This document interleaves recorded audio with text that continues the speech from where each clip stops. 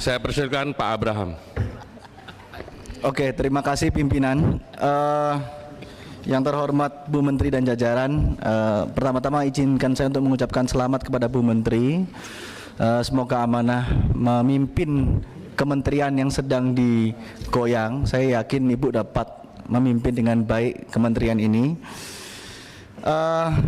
Terkait dengan Ibu yang tadi sebutkan, di mana Republik ini sedang digoyang, rame masalah terkait dengan judi online. Saya mencoba untuk mendalami terkait dengan perkara ini, bahkan saya masuk cukup dalam terkait dengan perkara ini, dan saya menemukan fakta-fakta yang cukup mencengangkan, di mana sampai di berita dimunculkan 16 orang tertangkap, sebagian diantaranya oknum Kemenkomdigi dan sebagian sipil. Tapi di pihak yang lain saya merasa bersyukur juga kasus ini terungkap sekarang, Bu Menteri. Coba kalau setahun dari sekarang ini barusan terungkap, mungkin Bu Menteri kita yang kena bully ini. Karena ternyata di dalam ini susah untuk saya bilang Kemenkominfo ya, karena pada waktu itu Kemenkominfo, susah saya mengatakan bahwa ini Kemenkominfo melakukan pembiaran, karena menurut saya ini bukan pembiaran, ini Kemenkominfo menjadi pelaku. Maka dari itu hari ini tadi disebutkan Dirjen Aptika sudah hadir, maka pertanyaan ini akan saya lontarkan kepada Dirjen Aptika, bukan kepada Bu Menteri, karena Bu Menteri barusan menjabat. Tolong saya dijelaskan kepada kami, Pak Dirjen, dijelaskan secara detail kepada kami proses pemblokiran yang ada di Kemenkominfo, mulai dari kriterianya sampai diblokirnya situs tersebut. Kenapa saya tanyakan seperti itu? Saya mendapatkan informasi dari zamannya Pak Menterinya Joni Plate dan Pak Menterinya Budi Ari, ini sistem pemblokirannya berbeda.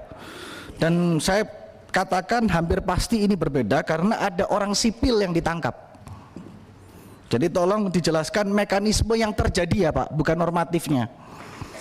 Karena kalau dalam aparat penegak hukum ya, itu melakukan pemblokiran terhadap sesuatu itu melalui mekanisme gelar perkara di tahap penyidikan, yang dimana setelah itu barusan diblok karena ada hak seseorang yang dicabut di situ.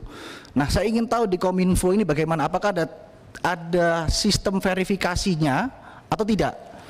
Nah, apabila diverifikasi, pertanyaan saya, siapa yang mengumpulkan situs-situs itu Pak? Lalu diverifikasi, pertanyaan saya yang kedua, siapa yang memverifikasi itu? Dan yang ketiga, siapa yang memblokir? Maksud saya bagian apa yang memblokir? Nah, saya ingin tahu juga terkait dengan pengawasan di Kemenkominfo maupun Kemenkomdigi. Siapa yang mengawasi terkait adanya pemblokiran ini apabila ada terjadi kesalahan? Saya tadi pagi saya conference call dengan pegiat media sosial namanya Roy Sakti dan Mr. Bird. Mungkin teman-teman Kominfo sudah tahu siapa Mr. Bird. Kenapa saya bilang sudah tahu? Karena Mr. Bird dipanggil Kominfo tanggal 12 Agustus 2024. Mr. Bird di situ menyatakan bahwa situs yang diblokir oleh Kemenkominfo pada waktu itu bukan situs judi online, tapi situs WordPress, dan dipanggil, disuruh membuktikan dan dibuktikan di Kominfo, bertemu dengan Pak Bima dan Pak Bintang. Lalu dia juga menemukan problem serius di Kominfo pada waktu itu, di mana dia bisa membobol website Kominfo dalam waktu 30 detik dan menggunakan semua nama dari pejabat Kominfo untuk melakukan apapun itu, termasuk untuk memesan hotel, untuk email ke siapapun. Jadi itu sampai detik hari ini sudah disampaikan dan ditunjukkan dan belum diperbaiki. Sampai hari ini belum diperbaiki.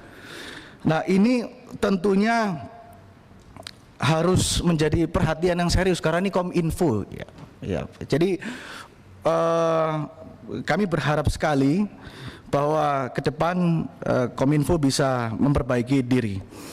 Nah, mungkin segitu dari saya ya Pak ya. Saya ingin tolong nanti Pak Dirjen Aptika jelaskan ke kami secara detail, karena ada perbedaan mekanisme ini, saya ingin tahu mekanismenya seperti apa. Terima kasih.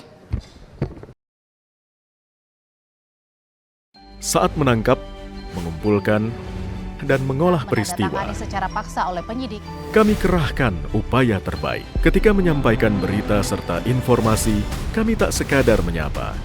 Ada referensi, aspirasi, juga inspirasi yang menjadi misi. Sapa Indonesia di Kompas TV. Independen, terpercaya.